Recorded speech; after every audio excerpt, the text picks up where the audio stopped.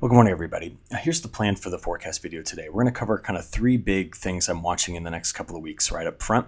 We'll then get into some of the details of what I expect those things to look like as the weather forecast models continue to evolve and shift some stuff around. I then want to talk to you again a bit about some of the longer range ideas I've got for spring given El Nino, and we're going to finish with a bit on South America. So in the very near term, we have three waves. There's the first one that is here. There's the second one that just went through California yesterday and is going to be hitting Arizona quite hard. And the third one, which is here, kind of our kicker wave, which rolls all the way through this broader trough and eventually creates a system that could be producing some snow from maybe Texas through parts of Illinois, Indiana, kind of the Ohio Valley, and then into New England. We're going to watch that third one very carefully. But just thinking about this, I wanted to show you that the first of my kind of three big stories at the beginning here is the evolution of the forecast, right? We talked on Monday about how the models really flip-flop back and forth on where the snow is. We saw very heavy snows here, then we saw the heavy snows here, then we saw the heavy snows go away, then they came back in a few different spots, and here we are now finally getting this idea that that final low, the one that's now moving into the Gulf of Alaska as it comes through, is going to paint a stripe of some possible snow in this area. The trick is going to be figuring out the New England side of this. I've seen better confidence build into the snow that's coming into this part of the panhandles toward Missouri. Remember, before all of this, we still have a very tightly wound low here that's continuing to put down snow to the north, and we'll talk more about that in a second. And the wave that just came through California is just going to be adding a lot of snow into parts of Arizona, and we really need to get this moisture in place here. So that's kind of story number one. We'll come back to in a moment. The second is, we poke the cold air out of Alaska. There's a ridge building in here, and it's going to try to ridge out across a lot of the Arctic. The Arctic Oscillation and the North Atlantic Oscillation are negative, and those are typically good signals to bring out some colder air. But still, the day 10 through 15 forecast doesn't show that colder air just penetrating all the way through the U.S. And so we're going to have to watch the evolution of that going forward. I'm going to blame part of the lack of the atmosphere's ability to do this on a lack of a good tropical teleconnection. The MJO is still sitting in this vicinity. And this is kind of story number three. The fact that the MJO is not yet breaking out of this phase could possibly mean that we're going to go back into a much stronger subtropical jet and therefore a lack of the atmosphere's ability to drive really cold air and leave it in place across big sections of North America. I do see cold air coming back through the Canadian prairie, but this has to really bump out over here to be supportive of all of this change. So what we end up getting is something like this. Even though the jet is retracted, here we go. We're watching the little wave sneak over the top. Remember, this is all three of those waves we're watching right now. But as I play this out through the weekend into early next week, while that may be a bit of a quieter time for California, what we're going to watch is mid to late next week how the evolution of this piece of the jet stream between Hawaii and the Aleutian Islands could possibly just target the Southwest yet again. And some just better model evidence is suggesting, and we'll look at this again in a moment, that we're going to keep not just the southern tier of the United States wet, but the chances of going back over very wet into California have increased in the latest couple of model runs. So we're going to watch out for that. That's day 8 through 14, like after Valentine's Day.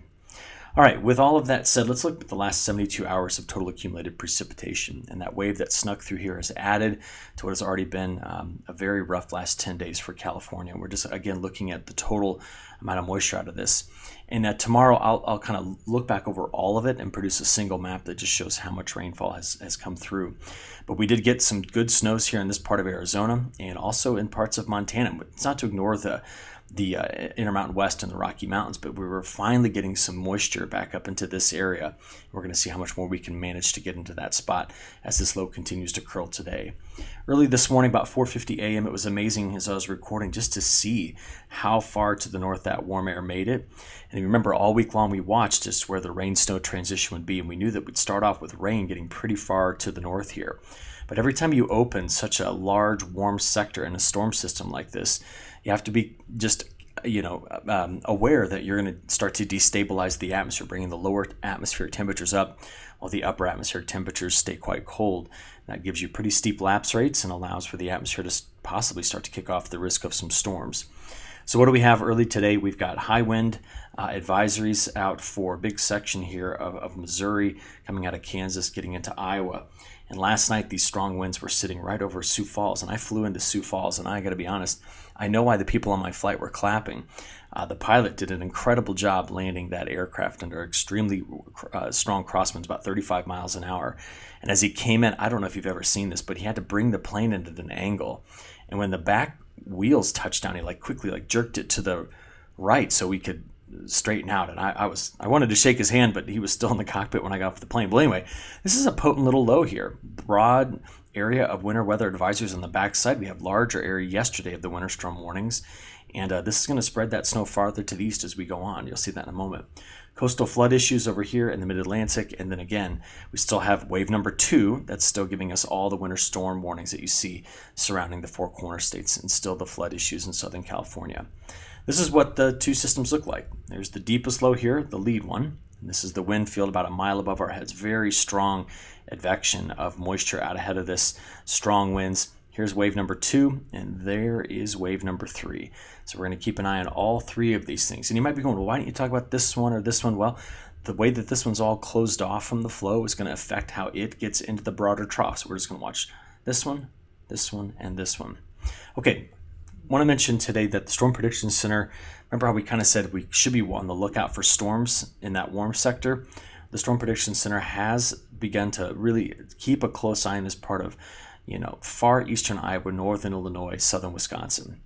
And the reason for that is we could have enough wind shear in this vicinity that should any of these storms kind of pop later today on Thursday, they do have the ability to spin. And so there's the risk in here of having some rotating storms. And so they put out a marginal risk over this spot today. Let's go have a look at it. Let's just pick this up a couple hours from now at 8 a.m. The low is still sitting over the Red River Valley, and as we play this forward throughout the day today, there will be a switchover right along this line where we go over from the rain early this morning to the snow later today. And it'll be interesting. I'll be in Mitchell, South Dakota this afternoon, so I'm curious what this will end up doing for my drive back to Sioux Falls so I can get home tonight. But just take a look at this long, skinny line here, this front, and the strong winds associated with it. We will just keep an eye out later today for the risk of some of these storms to pop and potentially rotate. So just keep an eye right in this area. Let's go ahead and keep an eye on the first wave, as we go forward. Notice that later in the day tonight, we've got the deepest low right here over the border between just north of, Minneapolis, and border between Wisconsin and Minnesota. And on the backside, we flip this all over to snow, and then this low continues to curl up into Ontario with widely scattered showers to the south. Now, as it curls up in this direction, it's going to leave a frontal boundary right here. High pressure over here, high pressure coming on the backside. What you end up getting is this frontal boundary that just stalls out. And that's going to be the source area for when the next wave comes out and wants to ride along it.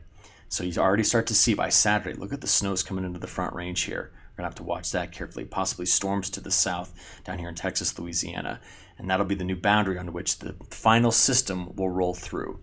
Now let's come back and catch system number 2 really quickly.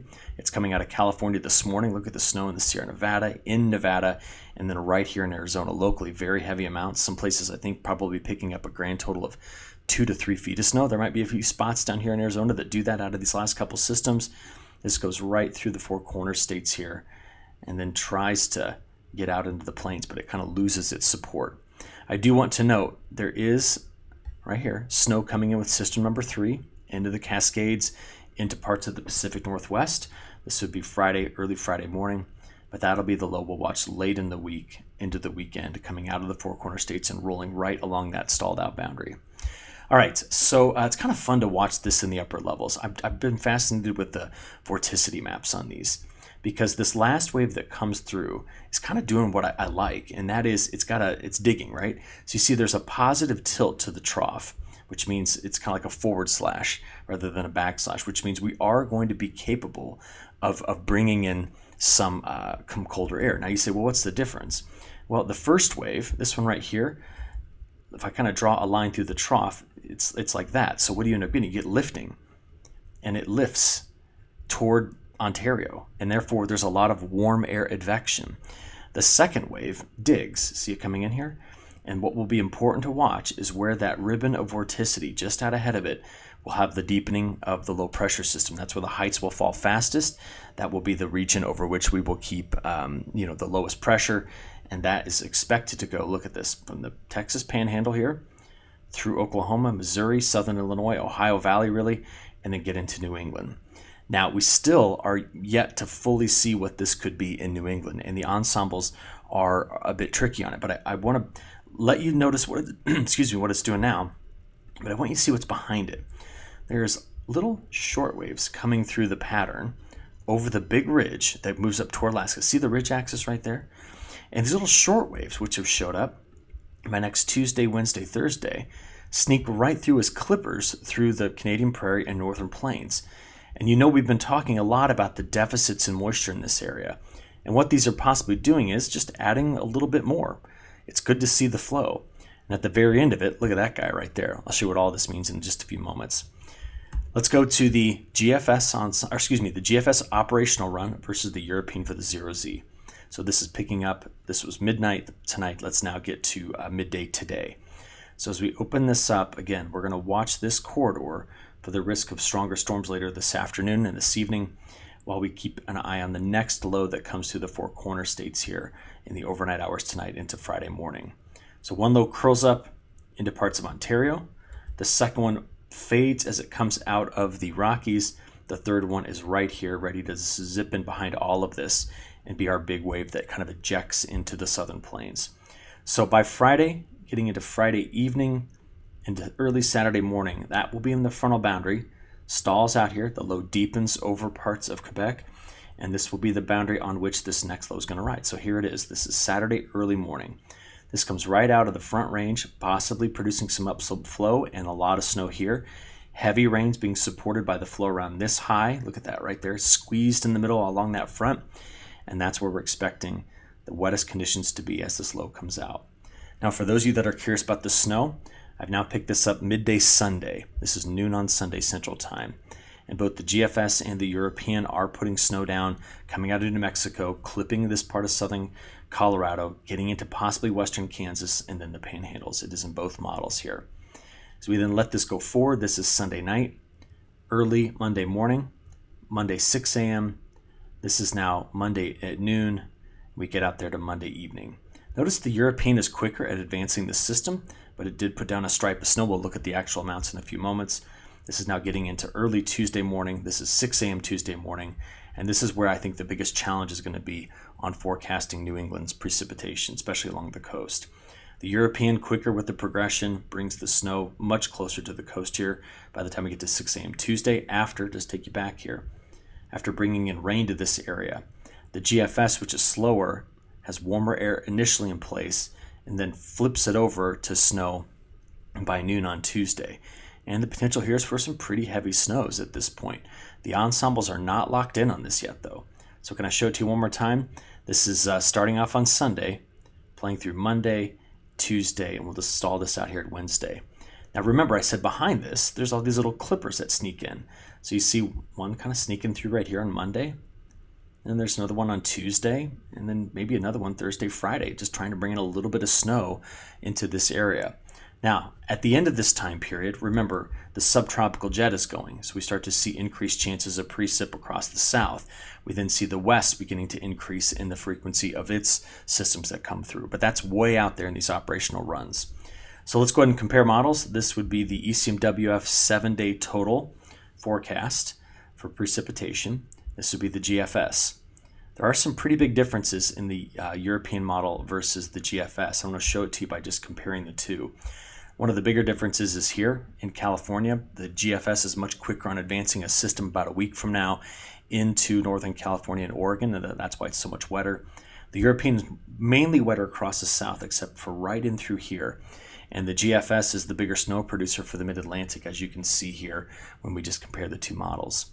To talk about that snow, though, let's go ahead and just roll this out to see it all play. This is through Friday, getting into Saturday. This is now Sunday, into Monday and Tuesday. This is the European model solution, operational run out 7 days. So notice the difference when I flip this over to the GFS. Here's the GFS, same time period, 0Z run. We'll play it out here through 7 days. Now watch the back and forth. European's heaviest snow is here in New England, but it's got this similar stripe right there that the GFS does. Okay? But look at the difference in parts of like New Jersey and parts of New York. I mean, right off the coast here.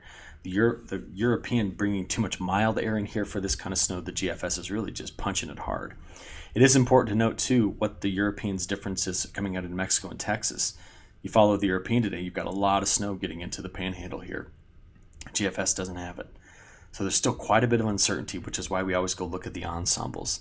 So what I've got for you here is a 10-day probability map of getting at least 3 inches of snow from the European, which statistically right now has the higher skill score and has way more ensemble members. So we're gonna look at this carefully and try to assess here that this is possibly our better forecast scenario. If that changes, I will let you know in tomorrow's report, but this is the best chance for getting at least 3 inches out of this pattern. Now, remember, we are seeing really heavy snows coming through this part of the Canadian Prairie, getting over to Ontario, and then again, take a look at what's going down here across the Four Corner states. And then this already happened because this is the 0-0 run, so this was overnight. I also like seeing the heavier snows up here in the Northern Rockies as well in this pattern over the next 10 days. From there, let's look at the wetter side of this. This is the probability of getting over an inch of precipitation in the next 10 days. So remember, it's by day 10 that the Pacific jet extends once more and hits the West Coast hard.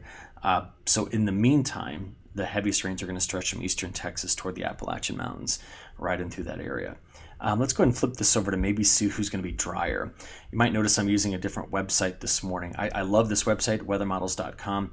I used it because Weather Bell was not functioning right. I don't know if it was my hotel internet or what, but I'm sorry, I'm kind of scrolling through this. I want to see the drier side of it. So let's look at the probability. Oh, I guess he doesn't make that map. Bummer. Never mind. I was going to show you who was going to be drier, but I don't see the map I'm looking for here. Anyway, let's just keep going because I'm going to get to what that week 2 pattern is looking like. See this? This broader trough will have to the south of it a powerful, and we expect quite fast bit of the jet stream.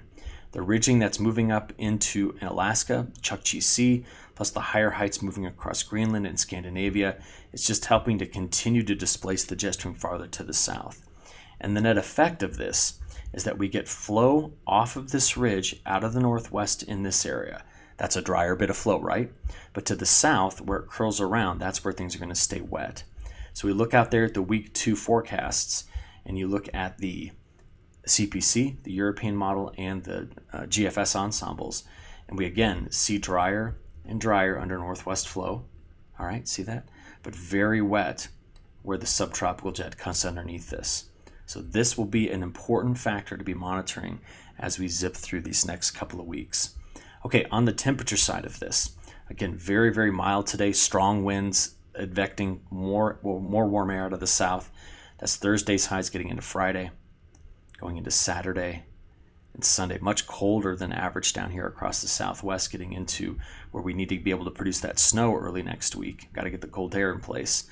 This is now Monday, getting into Tuesday and Wednesday. So you can tell that if we do get some snow in this area from the first system coming out this weekend, it's likely not going to stick around too long as there's too much mild air in the pattern following it. But if we look at the bigger picture, what was going on, we saw the warmer air move into Alaska first, and now we can start to see that colder air showing up here, but the day 5 through 10 is still having a difficult time kicking out the more mild air that's in place in the Midwest.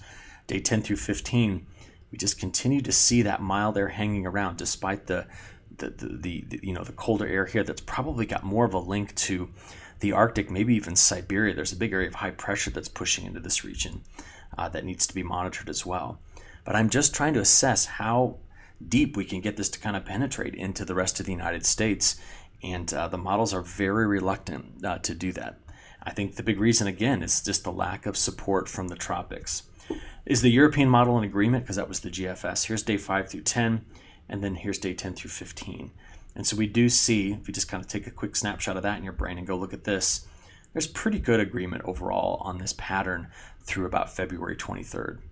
So what are we waiting on? The bigger picture is getting the MJO to do something other than collapse. And the longer range European model is just collapsing it back into this area. So a whole lot of time in phase 7 and then a whole lot of nada, it looks like at this point. Now, yes, the spread is large, but just given that, you're going to have a hard time getting the weather forecast models to get away from this look. This is just adding up total precipitation anomalies through the next 45 days. So what do we end up getting? Strong subtropical component of the jet, split flow coming over the top, so drier in this area, drier in the northwest. And that gets us all the way out there through mid-March. Now, just as a reminder, this is expected, right? Because if you look at what happens every time there's an El Nino in February, we kind of just say we favor very limited shots of cold air across the northern tier of the U.S. We have a shot coming through, but it's in day 10 through 15, but it's not like it's just a long duration cold air event. We tend to stay cooler across the south, mainly due to cloud cover and precipitation. And then if you look at the February outlook, drier, slightly drier, and down here's where things are wetter. So this is aligning very well with history with an El Nino event. You then say, well, what about March? Just a reminder, every time we've had a moderate or a strong or a very strong El Nino, we tended to get these patterns. And what will be critical for the plains is for this to materialize. We can bring up moisture across the mid-south, getting over to the Appalachian Mountains in New England later. Get that more in spring, but we need to get this moisture recovering as fast as possible before we transition into spring. So that's just a quick reminder on what we expect to see in February and March based off of history. We'll get some new data to kind of back this up over the next several days here. Okay, let's take a quick look at South America. This is the low right here that's curled up. That's put this frontal boundary that's moving through. It's actually going to have a couple of different pushes of moisture through here. And the latest update from the European model suggests that a lot of rain's coming back in to Argentina on that front, and we're knocking those temperatures back down. Overall, through the next 7 days, we're very wet here. Got a drier spot in southern Brazil and near normal rains farther to the north. And it looks something like this when you compare it to average. So what this is very important in seeing is this ended the risk of the excessive heat and what it could have done in terms of damage to the crop. We're not bringing a lot of rain. We do need to keep an eye on this part of southern Brazil, just because this is now a bit of a longer time period where it's expected to be dry. But up here, we're planting a lot of the safrinha crop. There's adequate rains to get this crop started. And the newest model runs, again, just adding up precipitation anomalies over time, show that going out through the middle of March, we're expecting to see something like this. Wetter conditions in the northeast and the center west, wetter conditions in Paraguay getting down to Argentina. The drier spot could be this section of southern Brazil, which could become quite important for the story coming out of South America going forward. Remember that our longer range forecast is the worry about the monsoon slowing down in April. We'll keep an eye on it. I'll report back to you again soon. Thanks.